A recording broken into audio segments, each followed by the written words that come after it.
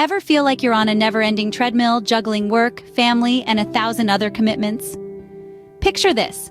Each day, you're balancing a million tasks, and the pressure is mounting.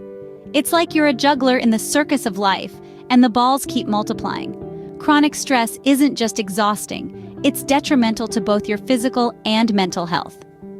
If this sounds all too familiar, you're not alone. But don't worry, we have some stress management techniques that could help. Imagine two women, Jane and Mary, both with similar lives, but with one key difference: their approach to stress. Jane, perpetually in a hurry, is often seen juggling multiple tasks at once. Her mind is a whirlwind of thoughts, and she struggles to switch off. She's constantly plagued by a nagging feeling that she's forgotten something important, and her sleep is often restless and unsatisfying. Her diet is a roller coaster of sugar highs and caffeine crashes, and her idea of exercise is running to catch the bus. Jane's stress levels are off the charts, and it's taking a toll on her health, happiness, and overall quality of life. On the other hand, we have Mary, who also has a busy life, but her approach to managing stress is entirely different. She practices mindfulness, consistently making an effort to stay present and focused on one task at a time. She understands that her mind, like her body, needs rest, so she prioritizes getting enough sleep each night. She fuels her body with a balanced diet, taking care to include plenty of fruits, vegetables, and lean proteins, and she limits her intake of sugar and caffeine. Mary also understands the importance of regular exercise, not just for her physical health, but for stress relief as well. She makes time for a daily walk or yoga session, using this time to clear her mind and reset. The difference between Jane and Mary isn't their circumstances. They both have demanding lives. The difference is in their approach to stress. Jane sees stress as an inevitable part of life, something to be endured. Mary, however, sees stress as a challenge to be managed. She takes proactive steps to minimize and cope with stress, and as a result, she experiences less of it. While Jane struggles, Mary thrives, not because her life is easier, but because she has learned to manage her stress effectively. Let's dive a little deeper into one of Mary's techniques: mindfulness. Mindfulness, in its simplest form, is the practice of being fully present and engaged in the moment.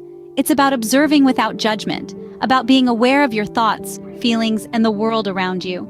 You see, when we're stressed, our minds tend to race with worry and anxiety. But mindfulness can help put a stop to this whirlwind of thoughts. It brings us back to the present, grounding us in the here and now. The beauty of mindfulness is that it can be practiced anywhere, at any time. Take mindful breathing, for instance. It's as simple as focusing on your breath as you inhale and exhale. Or consider mindful eating, where you savor each bite, paying attention to the flavors, textures, and sensations. Mindfulness allows Mary to stay present and focused, reducing her stress and increasing her enjoyment of life. As we've seen, managing stress is not about eliminating it, but learning to cope with it.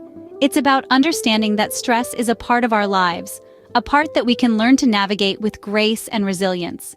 We've journeyed with two women, two remarkable stories, and two different approaches to managing stress. We've seen how they've used mindfulness, deep breathing, and other techniques to not just cope, but to thrive amidst the pressures of life. We've learned that one size doesn't fit all when it comes to stress management. What worked for Jane might not work for Mary, and that's perfectly okay. The key lies in finding what works best for you. It could be a morning yoga routine, a mindful walk in the park, or perhaps a simple cup of tea with your thoughts.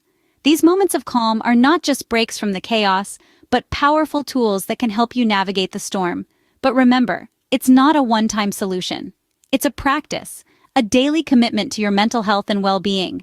It's about making that conscious decision, day in and day out, to prioritize your peace over your stress. And as we wrap up, let's remind ourselves of the power we hold, the power to change, the power to adapt, and the power to manage our stress. Remember, like Mary, you too have the power to manage your stress and live a more balanced and fulfilling life.